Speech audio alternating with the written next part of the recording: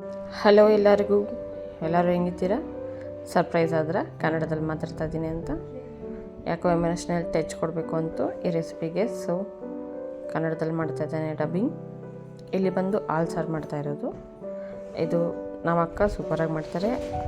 ನಮ್ಮ ಅಕ್ಕನಿಗೆ ಅವ್ರ ಅತ್ತೆ ಕಲಿಸ್ಕೊಟ್ಟಿರೋವಂಥ ರೆಸಿಪಿ ಹಾಲು ಸಾರು. ಚಿಕ್ಕಡಿಕಾಯಿನ ನೀಟಾಗಿ ಸುಲಿದು ಹುಳು ಏನಿದ್ರೆ ಎಲ್ಲ ಚೆಕ್ ಮಾಡಿಕೊಂಡು ಸುಲಿದು ಅದನ್ನು ಉಪ್ಪಾಕಿ ಬೇಯಿಸ್ಕೊತಾ ಇದ್ದಾವೆ.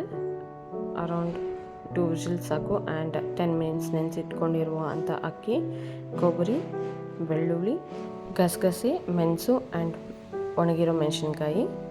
ಆ್ಯಂಡ್ ನಾನು ಡಿಸ್ಕ್ರಿಪ್ಷನಲ್ಲಿ ಎಲ್ಲ ಡೀಟೇಲ್ಸು ಮೆನ್ಷನ್ ಮಾಡಿರ್ತೇನೆ, ಇಂಗ್ರೀಡಿಯೆಂಟ್ಸು ಎಷ್ಟಕ್ಕೆಷ್ಟು ಅಂತ. ಆ್ಯಂಡ್ ಅಕ್ಕಿನ 10 ಮಿನಿಟ್ಸ್ ನೆನೆಸಿಟ್ಕೊಂಡಿರ್ತೇನೆ. ಆ್ಯಂಡ್ ಈ ರೆಸಿಪಿ ಅಕ್ಕನೇ ಮಾಡ್ತಾ ಇರೋದು.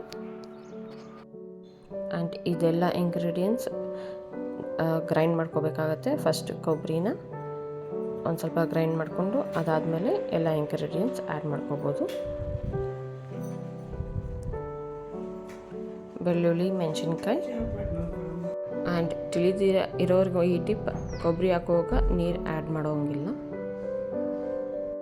ನಿಮ್ಗೊಂದು ಗೊತ್ತಾ, ಇಷ್ಟೆಲ್ಲ ಮಾಡಿಸಿನೂ ನಾ ಈ ಸಾಂಬಾರನ್ನ ಅದೇ ದಿನ ತಿನ್ನೋಕ್ಕಾಗಲಿಲ್ಲ, ನೆಕ್ಸ್ಟ್ ದಿನನೇ ತಿನ್ನಬೇಕಾಯ್ತು. ಮದುವೆ ಹೋಗಿದ್ದೆ ಆ್ಯಂಡ್ ಮದುವೆಯಿಂದ ಬರೋಷ್ಟರೊಳಗಡೆ ಲೇಟಾಗಿತ್ತು, ಸೊ ತಿನ್ನಲಿಲ್ಲ. ನೆಕ್ಸ್ಟ್ ದಿನನೇ ತಿನ್ಕೊಂಡೆ. ಮಿಸೆಟ್ ಬಿಟ್ಟು ಮುದ್ದೆ, ಬಟ್ ರೈಸ್ ಜೊತೆ ತಿನ್ಕೊಂಡೆ. ಆ್ಯಂಡ್ ಇಲ್ಲಿ ಒಗ್ಗರಣೆಗೆ ನಾನು ಒಗ್ಗರಣೆ ಇಲ್ಲಿ ಹಾಕೋ ಅಷ್ಟಿಲ್ಲ, ಜಸ್ಟ್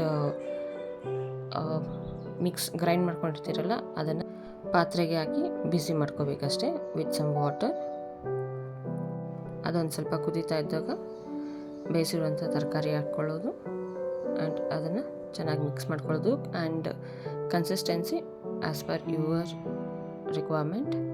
ಆ್ಯಂಡ್ ಎಲ್ಲ ಕಾದಾದಮೇಲೆ ಲಾಸ್ಟಲ್ಲಿ ಹಾಲು ಹಾಕ್ಕೋಬೇಕಾಗುತ್ತೆ.